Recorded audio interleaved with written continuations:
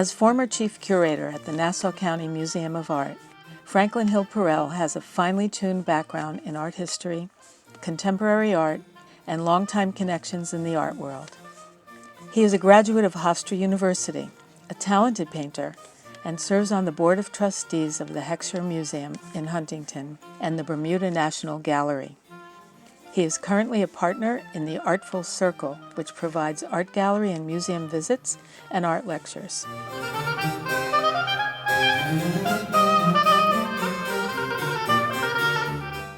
It's a delight to be here.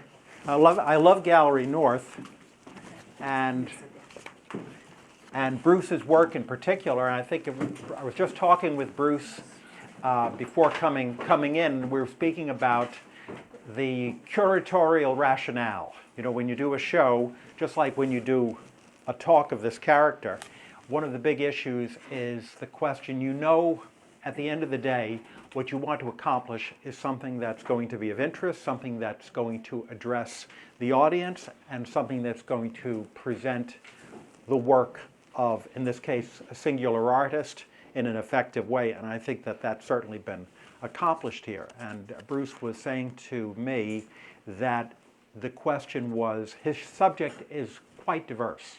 He has seascapes, he has floral scenes that portray his garden, which is extraordinary, which is why we start the lecture off with Monet, and portray still life elements outside of the garden, meaning clipped flowers, and portraiture, groups of figures, and then vistas that might be landscape or garden or other sites. But I think the thing that grabs me about his work and ties it in with the theme of the lecture is the fact I have never encountered, there are some very, very good painterly painters, some of whom are in this very community.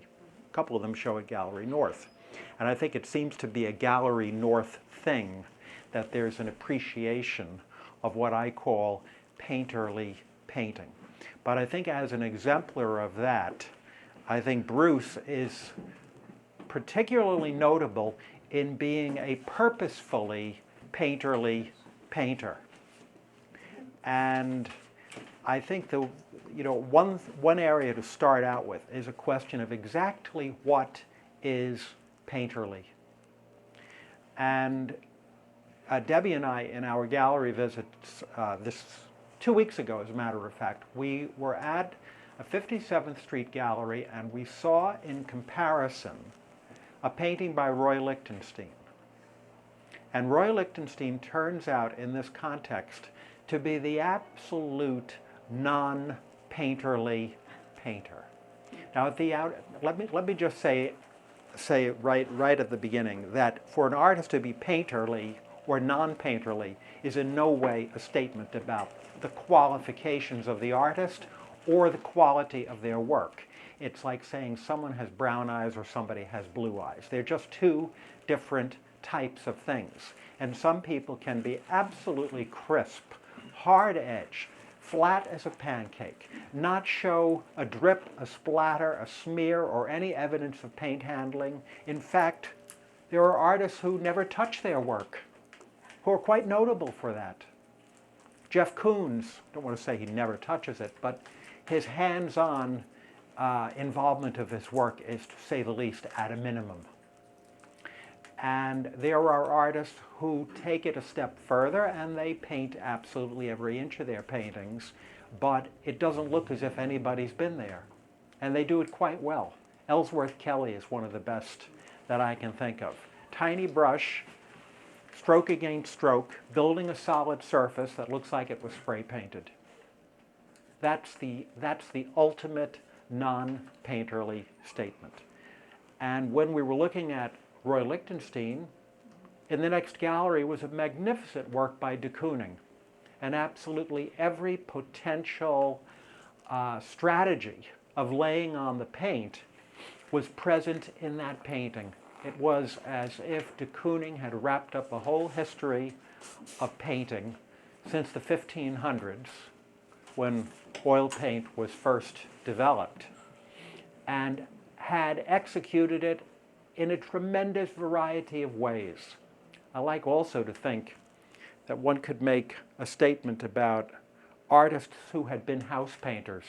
Anybody who's had the experience of their house being painted in recent memory knows full well that you're busy trying to point out where there's a drip, where there's a sag, where there's some other evidence of the painter's distinct personality showing forth.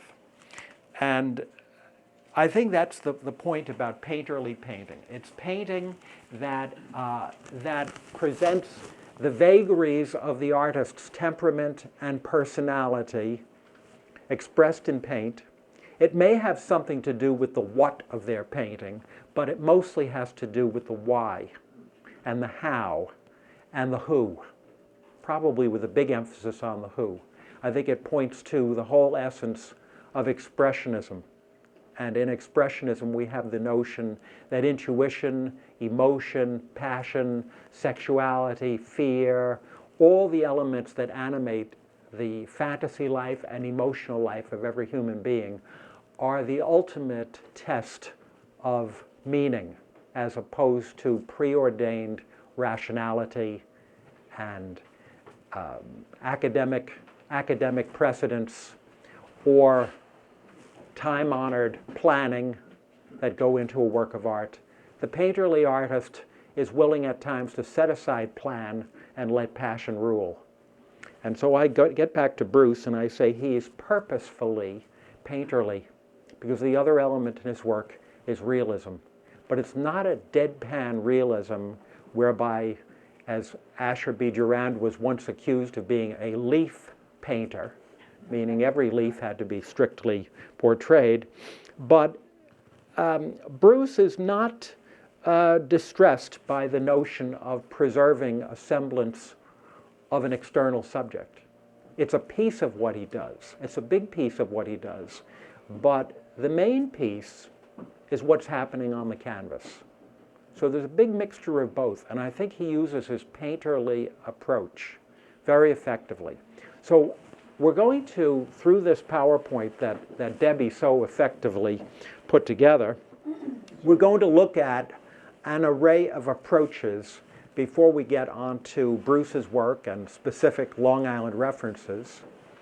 And we'll take a look at some evidences of the painterly approach in prior times. So one artist who comes to mind is Claude Monet. Now Monet, beyond this about 2 minutes, Debbie. As Monet lived mid-19th century, meaning he comes of age, he's French of course, he comes of age, however, in the period roughly coinciding with the American Civil War and the French Second Empire. He's painting in the late 1860s. He comes to a defined style at that point. And what he's up against is a system, incidentally, in the French Academy or Salon system. There was room for some painterly expression among particularly the Barbizon painters like Corot and Courbet, Millet, that group. There was a certain amount of personality in their approach, but what was generally favored was the approach of people like Ingres, and there they used a spit and polish approach to their handling. Where brush strokes started to become evident, they meshed them together, and they tended to have everything finished off with a mirror finish and a crisp line. Now let's take a look at Monet. Monet becomes quite the opposite of that. I think you see something happening with Impressionism in which Monet is certainly not alone, but his 5 or 6 central colleagues and many, many allies all had something in common, and that is the surface of the painting. The French have a word, tache, T-A-C-H-E, which means what happens when you've got a brush loaded up with paint and it hits the canvas.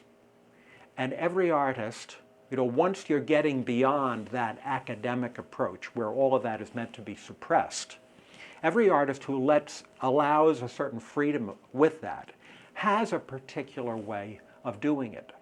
some of the most painterly painters have lots of different ways of doing it. But during this period of French Impressionism, that started to be particularly important. And the idea of a so-called broken brushstroke, meaning you didn't lay your paint on necessarily in a continuous line, and you didn't handle moving tone in such a way that caused a very smooth blending of light to dark or tint within color, but rather every time you laid on a given brushstroke, its identity was sustained as an individual element. And it occurs to a lesser degree with Degas within this group. He's probably the closest to his academic mentors, but it certainly is the case with Monet, and a tremendous variety with Renoir, who sometimes can suppress it almost altogether, and sometimes it's absolutely nearly pointillist. I think Monet is a great case in point, because once he starts out with a very creamy, rich, smooth way of painting with a lot of oil in the paint, and then as he goes on, he introduces a tremendous amount of variety from wet to dry in a given painting. And he leads the way to another element which is a form of post-impressionism that the people who did it called it neo-impressionism. I think we have a Seurat next, if I'm not mistaken. Right. Incidentally, you're looking at a drawing which is a charcoal on paper, and he picked up on some of this idea from the tooth of the paper. Paper, like canvas, can sometimes portray a weave. Not all paper, not all canvas, but sometimes you can have paper that has a tooth in it. And he discovered that when he rubbed his charcoal over that it was a way of allowing him to go from very dark to light and give, through the white of the paper, speckles of light. And first he did this through academic modeling, and then gradually saw that within the cross-hatching, the open spaces of white would suggest this type of flecking of light. And then doing it in this type of paper gave him a notion that he was able to adapt to the paint handling style that he's famous for, which I think we have here in the next painting. Here, that idea of the divided brushstroke it's not as systematized as it looks. If you try to do it, I diverted myself as an artist for 20 years trying to do one pointillist painting. And it was advised at the beginning it was artistic suicide. And it was. And it really was. Throughout my period as a museum curator, I worked on that painting. It was a good exercise. And what I learned from the beginning to the end is, at the beginning, I thought it was a matter of very crisp dots, the way we would think of dots in the manner of digital reproduction, and that they were actual little dots. It took me a long time to see past that.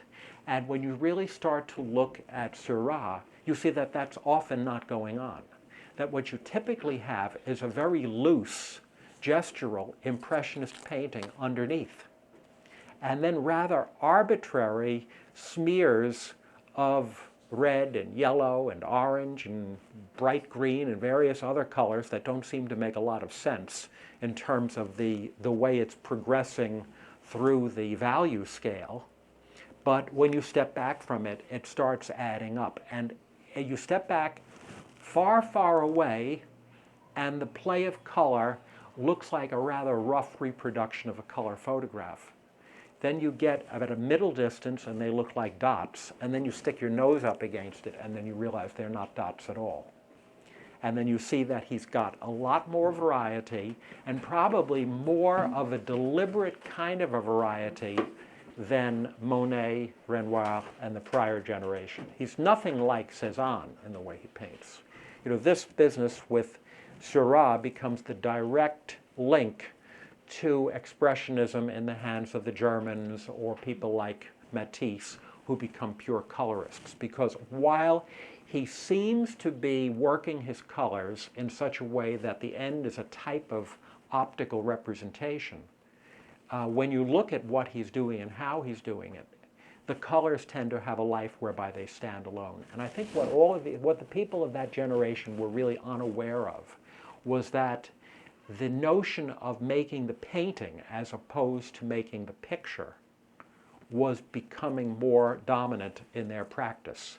They didn't have the example of abstract art as a general thing in front of them as a point of reference to what they were going to do or not do. They were in process of figuring this out as people dealing with these ideas in their state of formation. Let's take a look next. So we jump a bit ahead. Let's look at a picture. And we have here a vista of the Riviera, this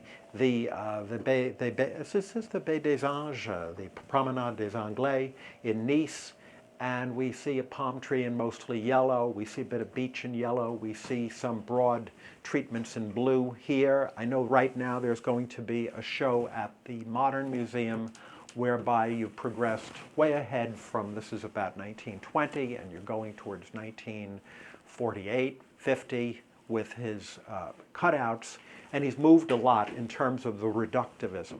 But at this point, he is simplifying his color, he's being very, very spontaneous, and he comes out of Monet and that group, comes out of the practice of post-impressionism in terms of ultimately going towards a mode of greater simplicity.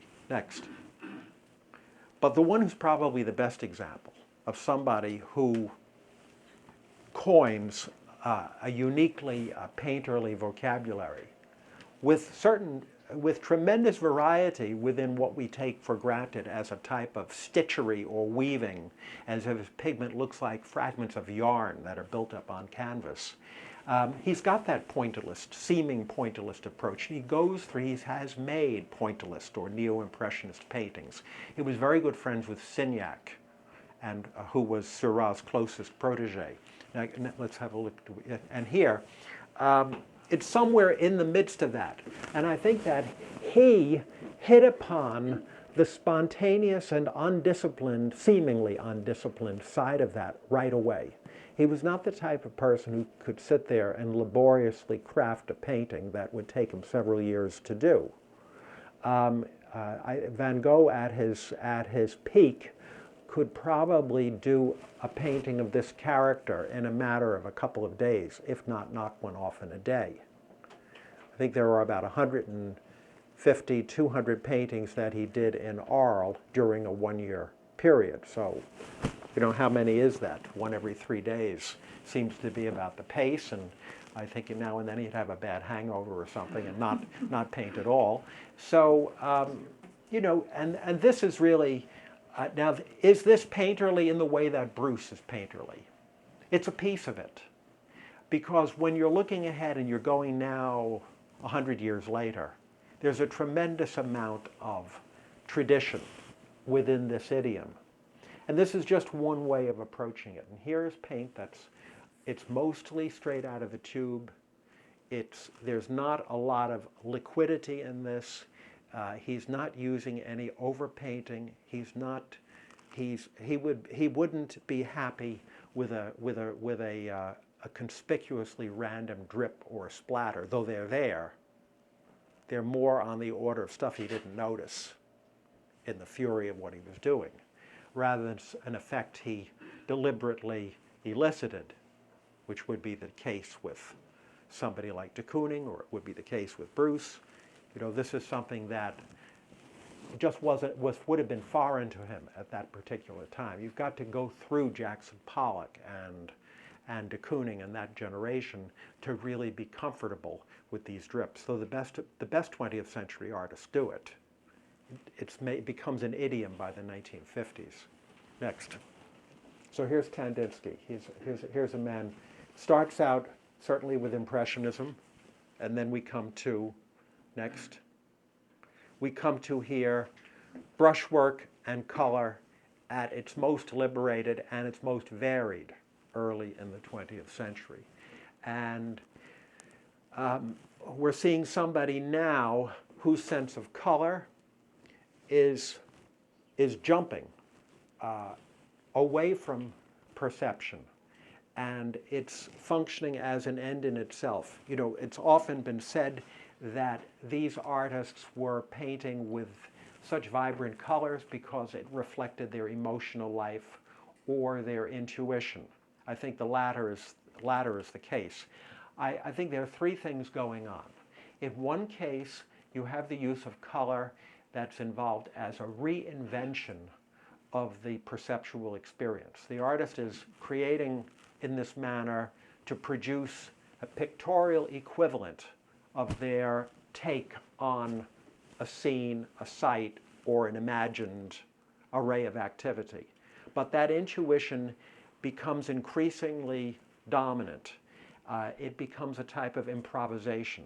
That's how it ultimately can become quite abstract, which you certainly would see if you look at sections within what might look like the slope of a hill, or it might look, is this a lake or is this a field? It's a little unclear, probably a field.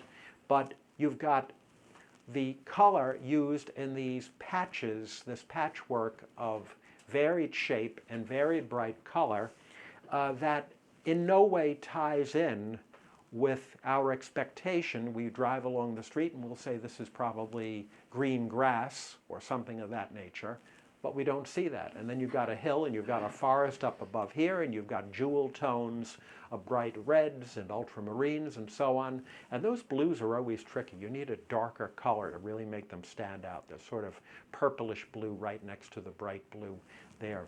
And it's all really a matter of the color and the brushwork speaking to the artist, and one section prompting them to do something else. Even these polka dots here, you know, what were they?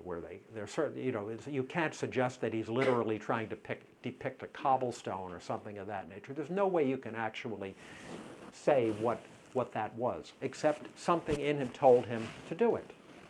And I think also for so many artists, intuition, the spontaneous things that happen when you're laying down paint and you want to put something next to it, there's a piece of it whereby the artist may want to reference, oh, excuse me, I am painting a beach, or excuse me, I am painting a flower. Let me get back to that for a second. But there are things that are going to happen that you're going to just like, and you're going to leave them there. And we see this is an artist who seems to be doing some of that. So next. Now here's Chase. This is an artist who we think is a little bit closer to the likes of us. You know, we had the Shinnecock School. Many of us, in terms of our painting careers, can trace our lineage to him in some way, teacher to teacher, or group of artists to group of artists, and we feel a kinship and an affiliation, a fellow Long Islander, someone you can poke around in the artist's village in Southampton and you can find his house and his studio, and you can drive out along the area near the Shinnecock Hills, and you can see a great deal of the landscape that he painted is still mostly there. And let's have a look at one. You know, in fact, you know, you're not going to see from the Shinnecock Hills either to the bay or to the ocean with quite this degree of uninterrupted vista, but you can still find some spots that look a little bit like that. And when you see a scene like this, and incidentally, the Heckscher Museum just acquired a tiny little one. It's really quite handsome. It's only about this big, and even in that picture, you can see his compositional sense absolutely carries, as if he had a painting 4.5 feet wide, and everything in it, he just had that. He had a great, I think this is probably his best or greatest subject. If I look over Chase overall, there's nothing he tackled that's more convincingly handled than this. He was a great portrait painter. He rivaled Sargent and maybe exceeded him in certain particulars. And he had many, many other gifts. His paintings of Paris, his paintings of interiors, they were all splendid and have tremendous variety. But this is where I really see not only the greatest conviction, but the greatest of a voice that's going to impact the future. I think something about this idea of the artist going out into that landscape and getting a sense of the openness of the sky, of the variety of plant life. And this is a precedent that I can see for us today. And we look at other artists going forward, and when you look closely at these and you see how much of that portrayal of the plant life is the tache of the artist, how much is his touch, and how little of it has a linear contour around it, how little of it relies on what we think of as a drawing technique as opposed to a painting technique. And I think most of us who are artists here, we could debate this or dispute this, but there are certain things that tend to be linear, and there are certain things that tend to arise out of the handling of paint, and they sometimes become rather different things. And that's what's going on here. And in this instance, another feature is that the vision of what he's painting is in quite precise balance with the variety and invention of how he's doing it. He has a certain discipline. Maybe it's part of that period. It's part of that American. You can go to Haslam. It's fine. There's another artist who lived in East Hampton towards the latter part of his life. And let's see what kind of a painting we have here to show. We have a New York City painting. Good. And those city paintings can be rather abstract, as areas of color, especially in weather, will fuse together. We might think of such precedents as the tonalist paintings, William Frost Richards or Dabo or Whistler or people of that nature, where you'll have an area that will just sort of fuse together because of the impact of fog, snow, ice, rain, or other conditions. And the amount of tactility and also the variety of painted, often with Haslam, you'll get something like a crust of paint, whereby there's repeated activity on the surface, and the paint will have various mediums in it that will cause it to have not quite sort of like a frozen, like as if something was a food product or something and had melted on the surface. It just sort of, you have brush strokes and you also have some of that happening at the same time. And it's exciting to see these little touches of color that emerge in what would otherwise be a wintry tonalist scene. Okay. Now, a couple of these artists that I'm going to show you, especially in the American modernist group, are not especially painterly as we would understand them, but they do have variety in their work. Let's have a look here. Marsden Hartley. And here, the emphasis is a bit linear, and the paint is handled more dryly, and yet you can see, in this case, when I'm looking at painterly painting, I like to see an artist who's going from flat brushes to round brushes, thin brushes, thick brushes, different levels of fluidity within the paint. And in this case, it's pretty dry. But nonetheless, his presence, he is very much of an expressionist. His presence is definitely evident through the paint handling. Next, Avery. Another artist who had a friendship with Rothko and with Gottlieb, and has, in this instance, a very soft, almost watercolor, pastel kind of gentility here. It's not generally when Avery is working with oils, they don't have too much of a buildup. Occasionally they do, but in a way, looking to how his protégés, Rothko and Gottlieb, would typically, there's a great article in the Times today about the Rothko murals that are being restored. And, the talk there is intriguing in this respect, because I'm struck here by the notion of how the thin handling of paint allows the canvas to show through, and it's done more or less with spongy washes. And with the Rothko, they mention how they can't really restore them. The normal approach to what you would do to in-paint, I would think in-painting those things would be utterly the wrong thing to do. They would just completely destroy them anyway. But they mentioned at the outset that they wouldn't even think of doing it, because there's nothing on the canvas, is just there. The paint just soaks into the canvas, and once you would seal that in any way, you change the colors. And in this case, you know, the handling of the paint, instead of being a buildup on the surface, sort of partially sinks into it. And the paint, the soft, wet paint, fuses in a surface that doesn't particularly build up in any way. Let's go on. And now we have Wolf Kahn, an artist that the painterly among us probably feel a little bit more of a kinship with. Let's see an example. And in these, what happens here is an artist who is, by the way, very comfortable in pastel. And what's happening with an oil of this type is that he's blocked in masses that are dominant, like the foreground, which has this yellow, which is, and then you have structures, and then you have the backdrop of distant hills, and then what activates it are these white lines, which are suggestive of birch trees. But when you reckon with the painting itself, none of those things that he depicts are especially important. It's really the activity on the surface and those zones of color, the intersection of the orange and the light green. You know, we know what it is. You know, we get a sense of the time of year, the climate. You know, his scenery of Vermont and its surroundings tend to have very consistent things in them. Some of them are more responsive to forms that are dimensionally involved, activating space with volume and so on. But mostly they're like this. They're, you know, they could be about as flat pictorially as much of the work of abstract expressionism, of which he has a strong kinship in terms of generation, associations, and attitude. Next.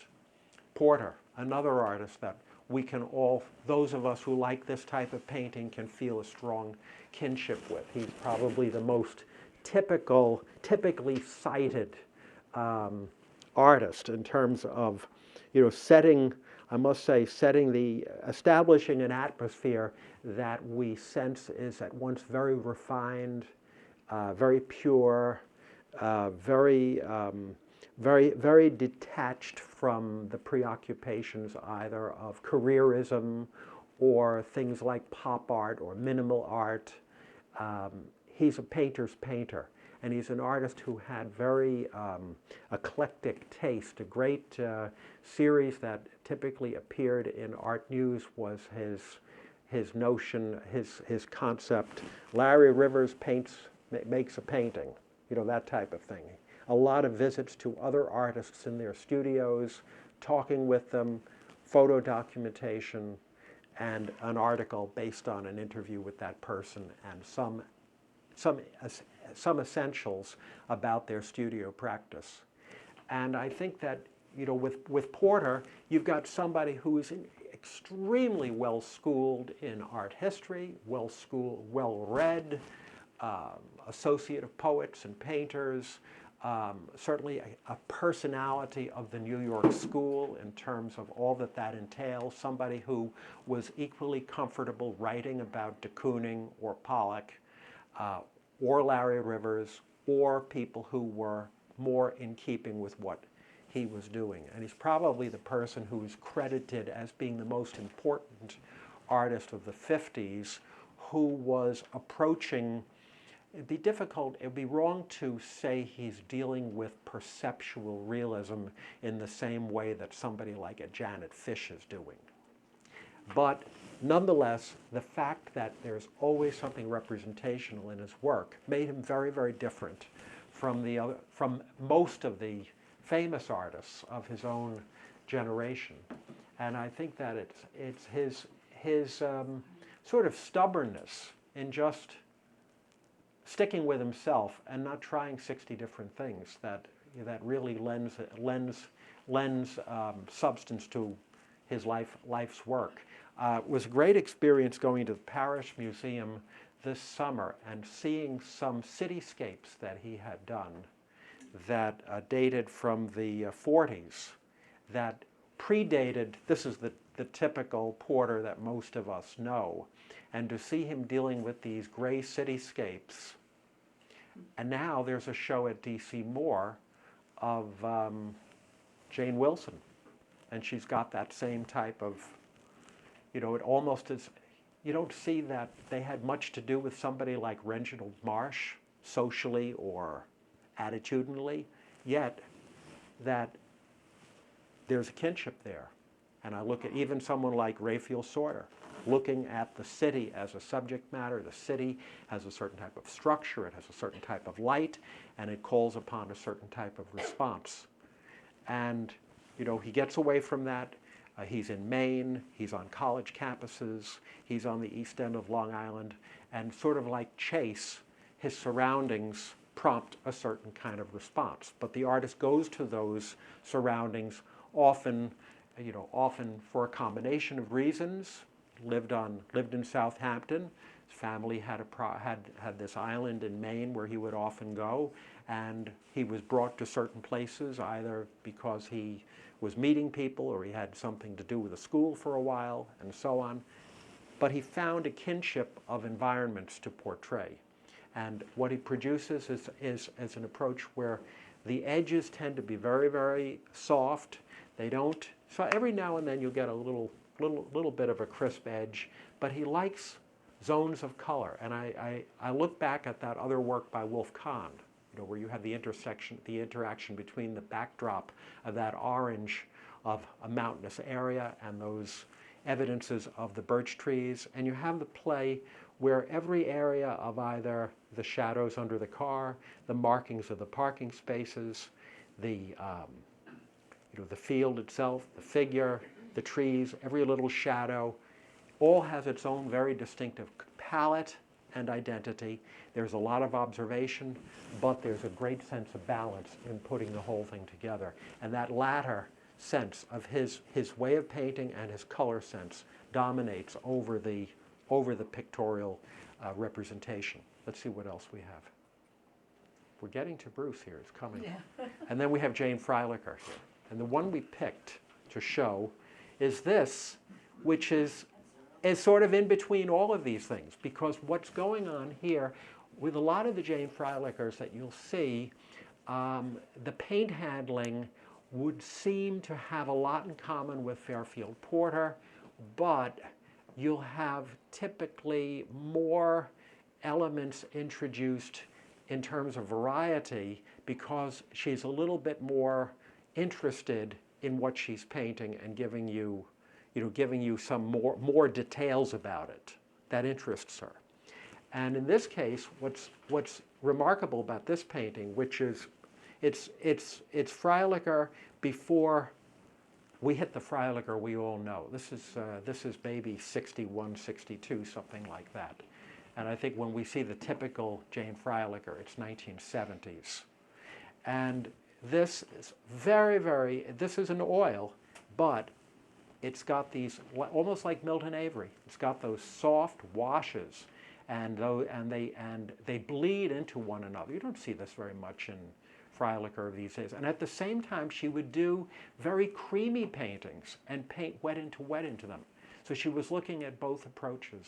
And there's a little bit of both in here. Some of that happens with the car, which has more of a structural shape than the other, which are grasses and topography that are more imbued with the same kind of atmosphere as those cloud formations. Next is Christian White, another remarkable painterly artist. And when I was saying that there's sort of a thing within Gallery North about painterly painters, fabulous example. And here you have sumptuous color. And a lot of it is there. Maybe all of it is there.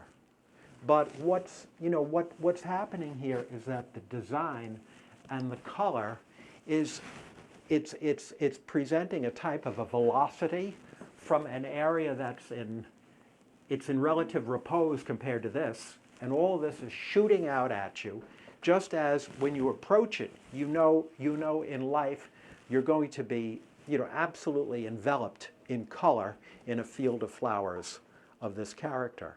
And then in the background here, the variety of tash, the variety of application of paint is also, again, I think of Bruce and his purposeful painterliness. Again, I see that idea here.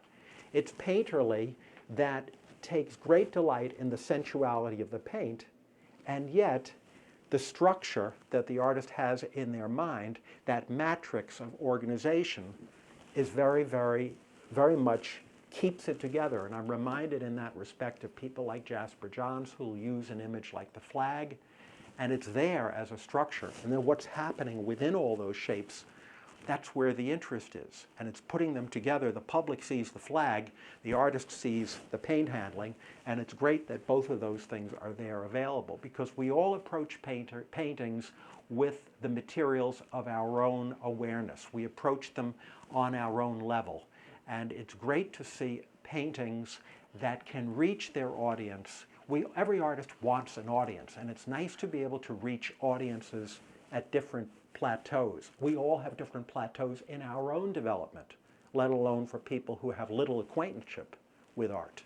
So, and again, another example, and you have that space whereby you have this vista going out to the horizon, and all of this so familiar to us, and yet the observation is that what's happening here is so much more than a photographic transcription of it, because you've got a sort of sense of liveliness through it. The whole thing is living. So now next, we've got Lois Dodd. And there's an artist who, through her career, tremendous variety of approach. I saw one at Loretta Howard Gallery about a month ago that was almost minimal. It had just about nothing going on except these broad areas and a few shapes that were suggestive of the flowers. And that was a painting from the early 50s. And she became much more intense in her variety. I think she was drawn to this approach experientially. She wasn't, and I guess the artists who are practitioners of this mode will intensify their explorations. But I think this is one that shows a tremendous amount of variety. And what's fascinating here is the frontality of it, and still introducing these, these areas behind other things, whereby you've got several stages of action. The public's eye is caught with these big orange poppies, but it's what's happening in the background that sets them off and gives them the interest that they have. Next.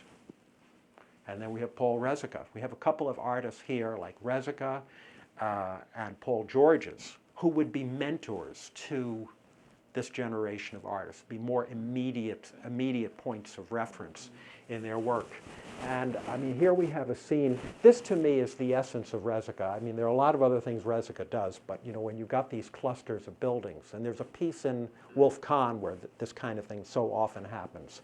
But when you have these almost geometric shapes that recur, you'll have this going on, and then you'll have this going on. Sometimes Reszka will do these wonderful beach scenes, but there's always something very architectonic about a piece of the painting. And then there's something that isn't.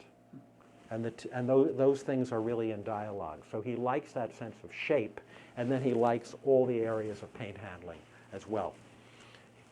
Paul George is an artist who I don't know as much about him as some of the people in this room, but I do know what little I know suggests he was a man of tremendous variety of emotion and tremendous variety of responses, and somebody who I think was, undoubtedly somebody whose personality and intensiveness as a being often comes across in his work.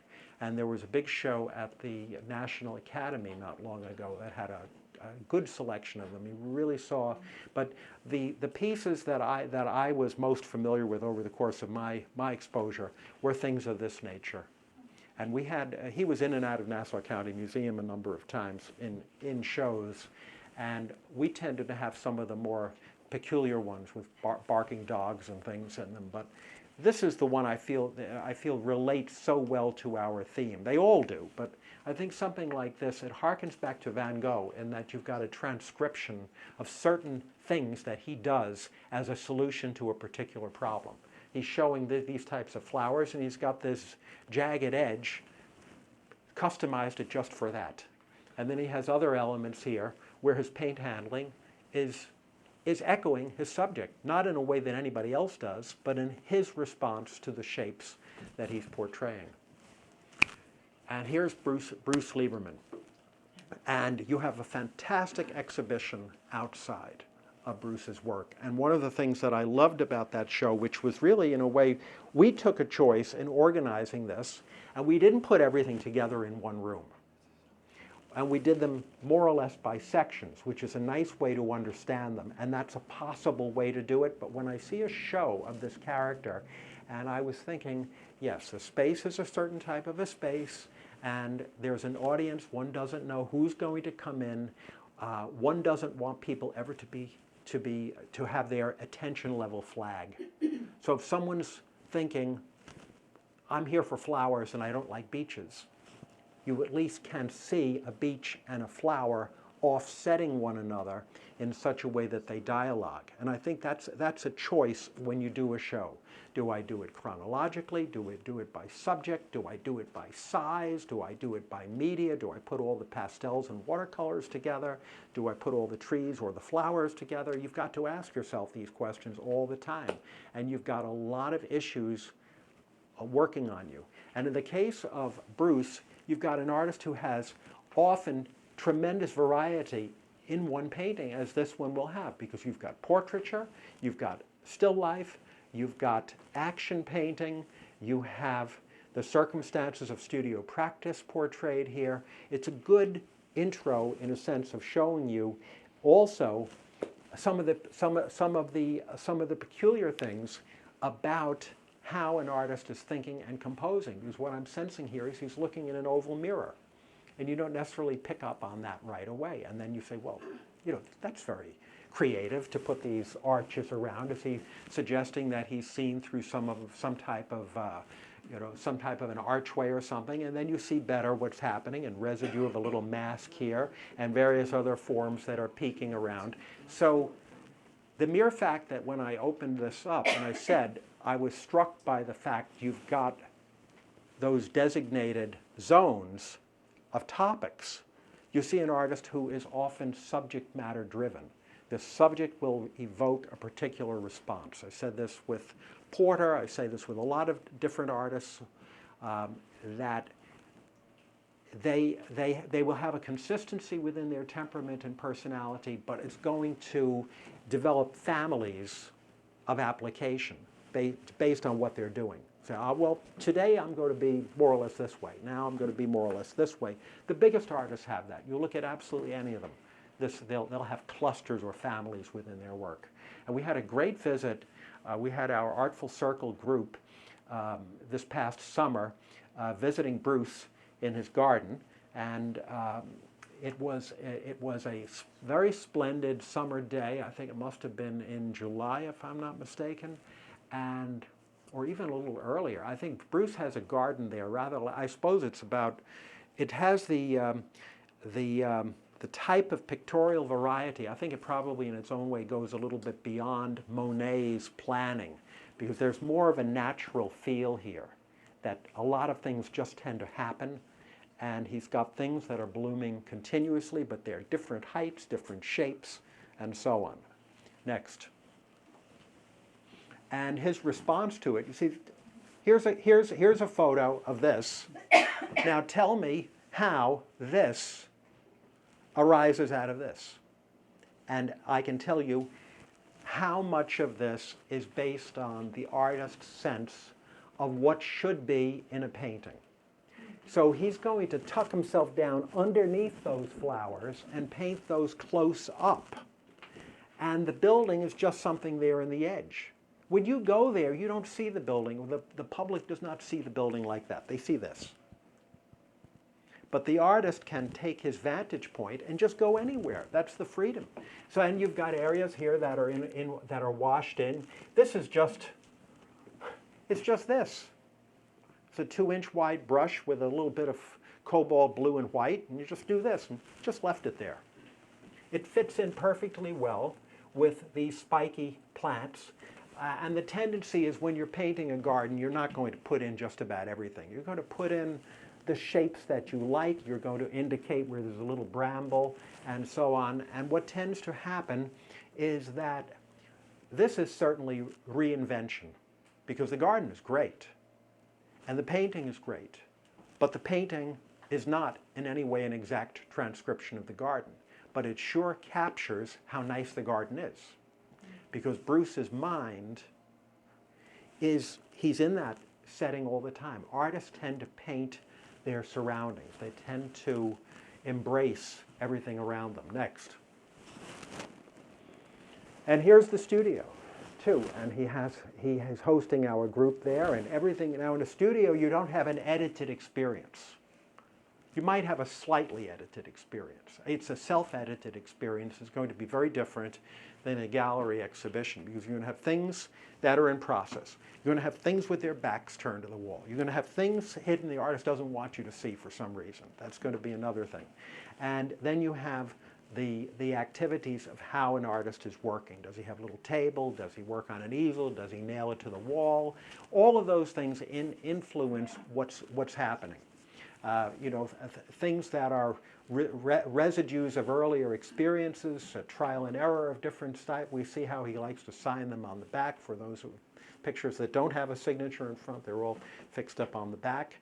And how things are stored. The fact the studio has this gabled roof is a feature of it, and how you enter into it. And there's a picture window looking into that brings in light, facing north, and so on. Next. And here are the tools of the artist. And a milk crate of that especially useful thing, solvents of different types, and be they the classic coffee can as portrayed by Jasper Johns, or various buckets that might have been used for house paint or other materials, or gesso or something that comes in gallon jars there, and brushes of all sizes and description. Now I know one or two artists, all they have is a couple of little brushes. That's me. I have a couple of little brushes, and maybe a brush that is a flat brush about that thick that I hardly ever use. And look at all this, and things in various states of utility. And everything showing evidence of, there's a little residue of what they've been used for that's still clinging to the brush. And sometimes you work with a brush like that, and you work with that into something that's very wet. The hairs of the brush will be a little stiff, stiffer than they might be if it was a brand new brush, and that you'll get a little trail of that if the paint is thick enough. It'll show up as like a fingerprint, like a comb going through it. And here we see how he organizes his palette. So he's got his cadmium yellows and oranges right there. He goes into pinks and magentas. He's got a bright green there, a little darker reddish color there. Then he seems to be in something like purples over here. He's got blues here, greens, and some deeper blues over here. So it's not exactly following the prism, but there's something like that going on. I think he likes to go from very bright to deeper. And I notice he doesn't seem to be especially fond of burnt umber, sienna, black. He's got that classic impressionist palette, which is saying, and that's one of the reasons why they tend to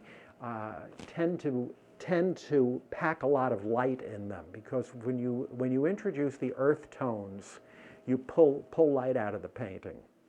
And when you get your darks by mixing purples and purples, greens, and reds together and so on, yes, you get a type of a brown out of it, but you tend to get something that has a bit more visual vibrancy. And your mental take on the fact that your colors are coming out of the prism is somehow subliminally respected. So it feels more like being outdoors. And so here we are with our very attractive group looking at the paintings, and even allows me to explain them for a minute. I'm responding to them, as you can see, in that respect. And Bruce, as you all know, besides being a wonderful painter, he's a teacher, and he's articulate, and he can tell you a lot about what he's doing. But I think in every artist is, at the end of the day, they're a painter rather than an explainer. And you can talk about it, but there's always something else going on that you don't talk about and other people don't talk about, but they just feel it when they see your work.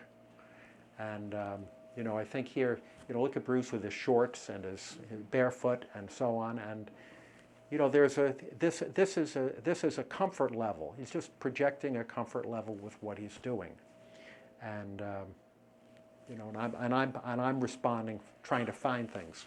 So we'll look at a few different topics.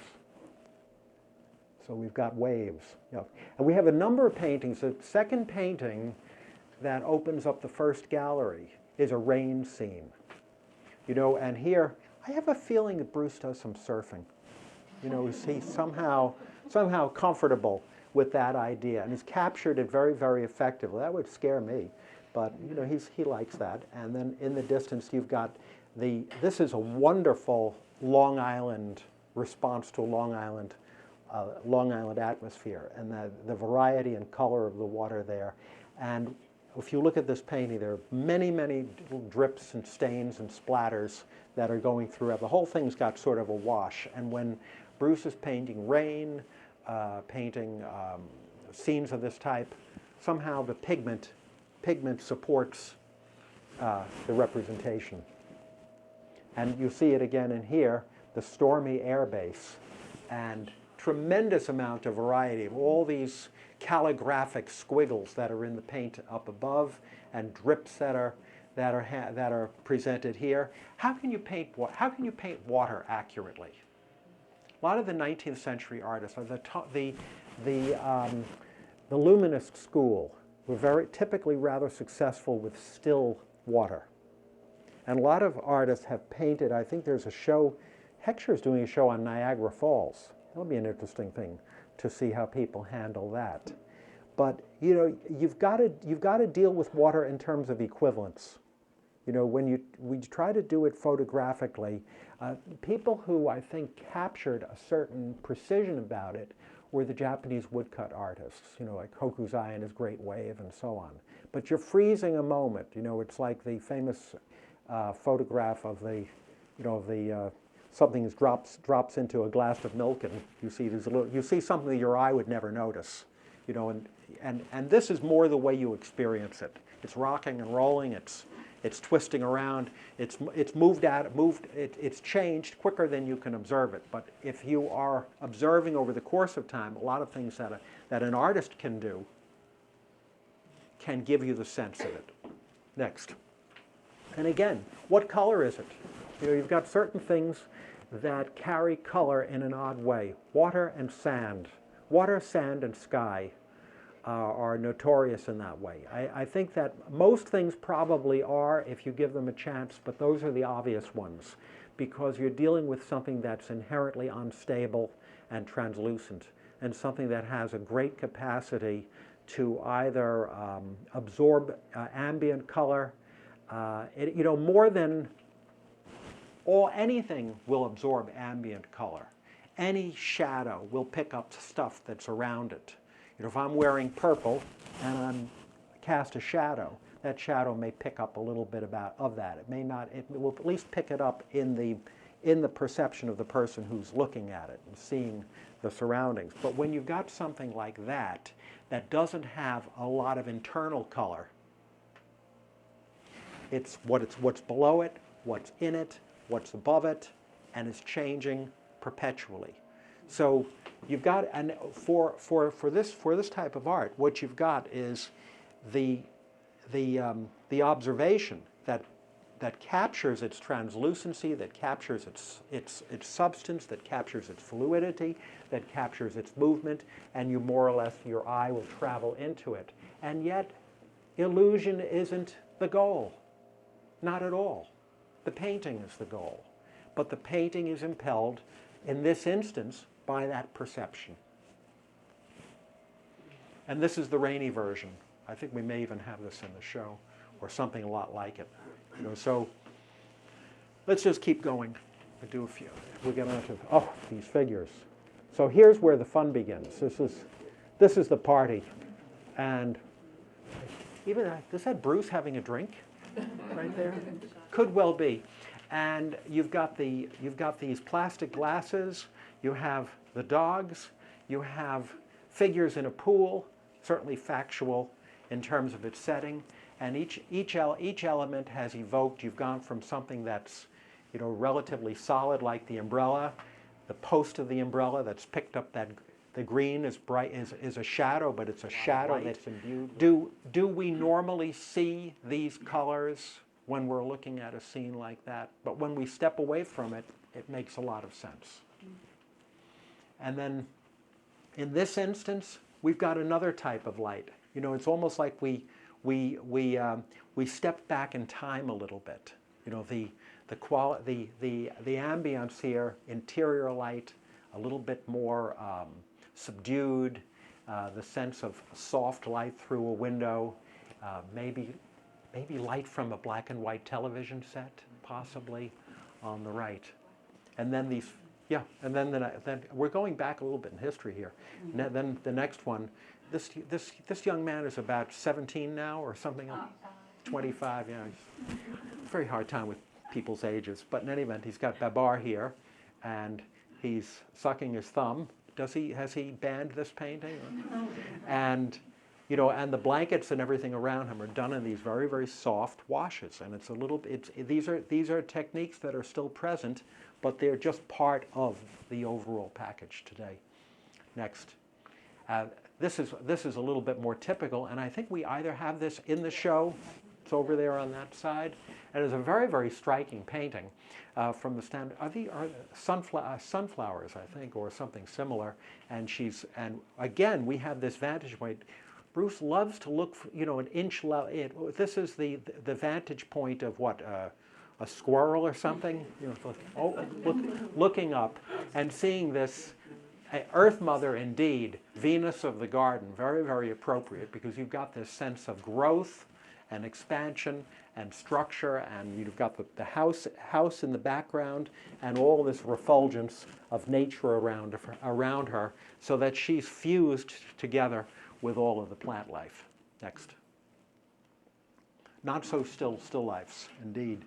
And, you know, a great subject is a pomegranate because of its numerous seeds, and the display in that blue dish and the spoon, sort of a red, white, and blue theme against this orange background in which you have some fragments of leaves and additional fruit elements and some other extraneous things on the right, done very softly, wet into wet, translucent paint, and then definition as well. That's another feature of Bruce's work tends to be, you've got areas that are wash and color fusing into color, as you do over here, and then areas that are drawn with a broad brush, wet into wet, and they give increasing definition. And you've got a play between elements that are relatively amorphous and elements that are solid.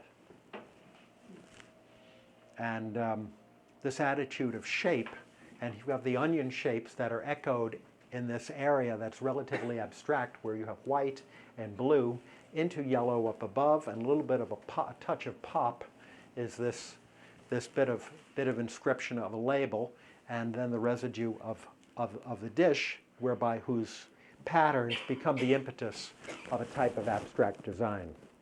Next. And this is a very, very striking piece that's in the show. Right? Yeah, that's one of the first things that you see. There's a group of three or four pictures together, and this one is, you know, I mean, this is really what it's all about in terms of a post-Fauve statement. You know, you've got, and what's wonderful here is that the colors that are used to suggest the structure of the form and the reflective quality of it they're so succulent. They're just so they're so well chosen. The colors are so pungent that it also becomes the essence of a time of day and a time of the summer. It's just everything is at its peak. And, you know, is this something that's necessarily seasonal, that blue, as much as that? No, that blue could be there anytime. but it's the combination of these things with it and the red around the handle that makes it. And then the trick of what do you do to show reflection in a glass and to show something through liquid. And the choice of these seashells around, maybe some mussel shells and a whelk and something else that remind you we're in Southampton and we're not too far from the beach. Next. And then you've got another element that has when I see printed material, cards and things like that, that have their own imagery set amidst, again, there's the seashell. Here are some residual, they look like garlics or something of that nature, and so some plant life, and here's a bit of illusion, is a staple. And they're not exactly trompe-l'oeils, far from it, but you've got some of the tools, some of the subjects that artists who are interested in illusion will pursue, but handle in a very painterly and expressive way. Next. And then, the immediate striking thing when you go to Bruce's, you're going to say, this is going to be all about the garden, because the garden is just the dominant experience there. You walk onto the property, and in my case, not having been there before, I had no idea what to expect. And you're just enveloped with that garden.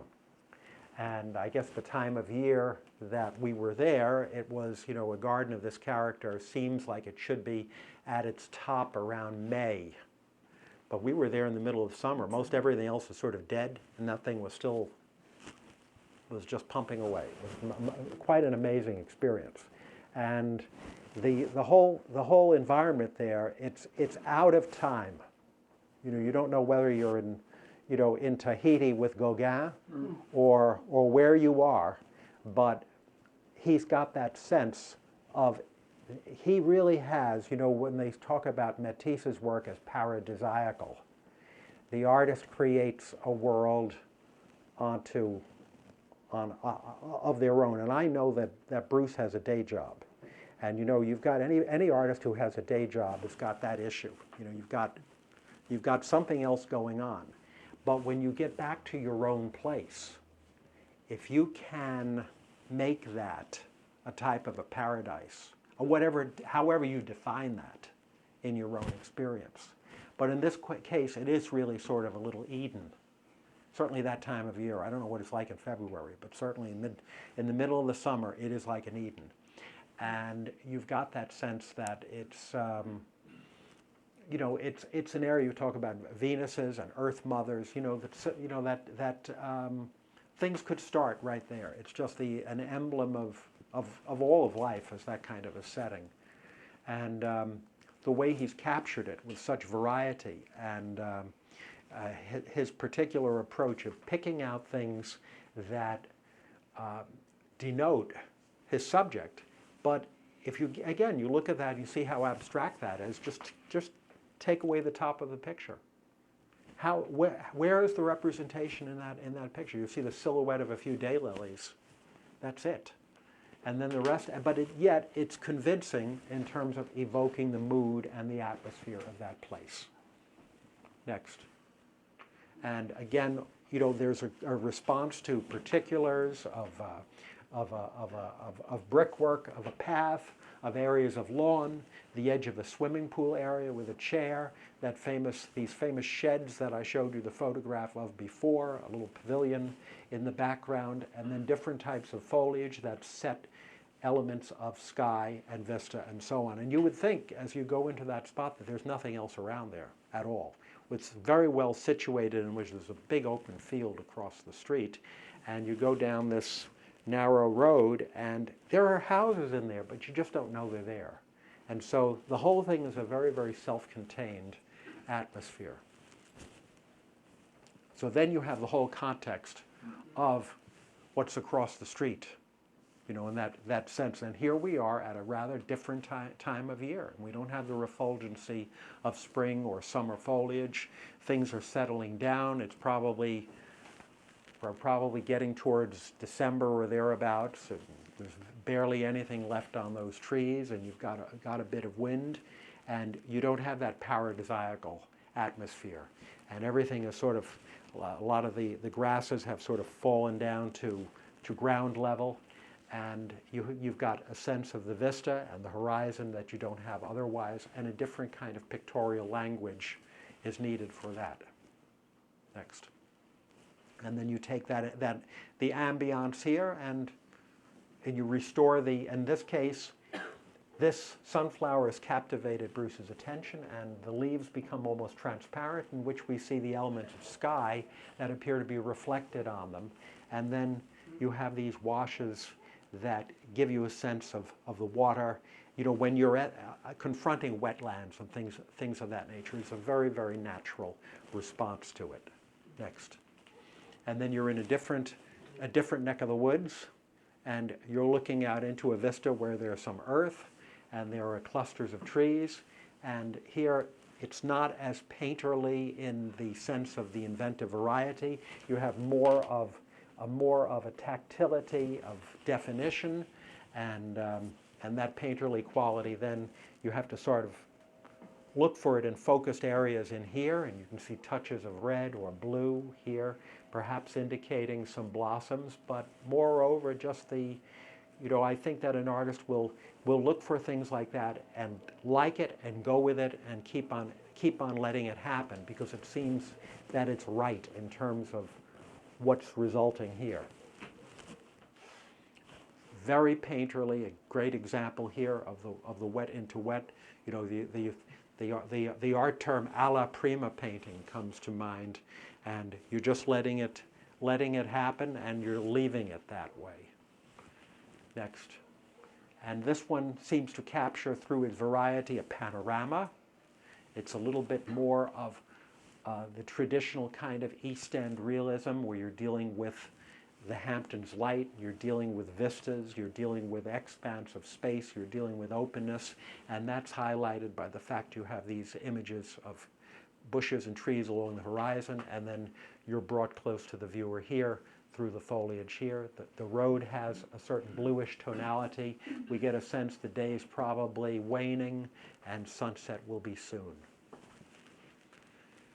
This one, Apollo and Daphne.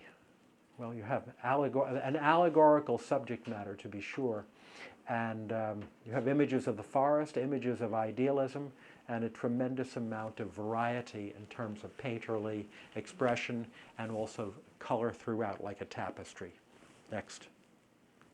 These certainly these aggressive-looking creatures, you know, going from this paradisiacal atmosphere and having these creatures confront you here, and what a contradiction.